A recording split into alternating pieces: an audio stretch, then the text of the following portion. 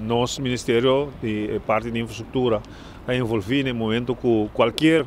empresa que expandir. E no caso aqui nós papiano de aeroporto, nós temos uma apresentação de um master plan ano passado, qual infrateam junto com a pessoa, junto com o Ministério de Bairro tempo aí, sinta over o master plan, o aqui que a intenção de aeroporto tá e como nós combinar isso aqui. Principalmente é também importante no momento que nós trazemos Vierbansweg para San Nicolás, espiral retorno e Ringweg, que está conectar a zona de hotel para o aeroporto e do aeroporto para San Nicolás, com nós estamos fazendo aqui tendo em conta que os planos de aeroporto. E basari esse mês nós acomodar espiral retorno menegeta, mirando os planos de expansão do aeroporto tanto na Ibana de Sul como na Ibana de Pabau.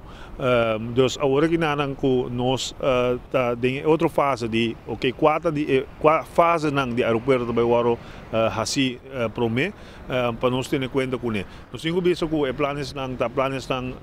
com a carga de proporção do governo, planos que também trazem nosso aeroporto a outro nível e mirando o desenvolvimento na rotina Holanda e essa aqui que agora implementar na Aruba, nós estamos convencidos que o aeroporto tem outro rol mais que somente o passageiro da dentro e sai. Tem outro rol de serviço na maneira congresso que por donar cerca de aeroporto ou no aeroporto mesmo, que também traz outro tipo de turista ou outro tipo de pessoa que está visitando nosso país. Tudo isso aqui, de quadro de expansão, nós temos em conta com ele, nós diensten na altura,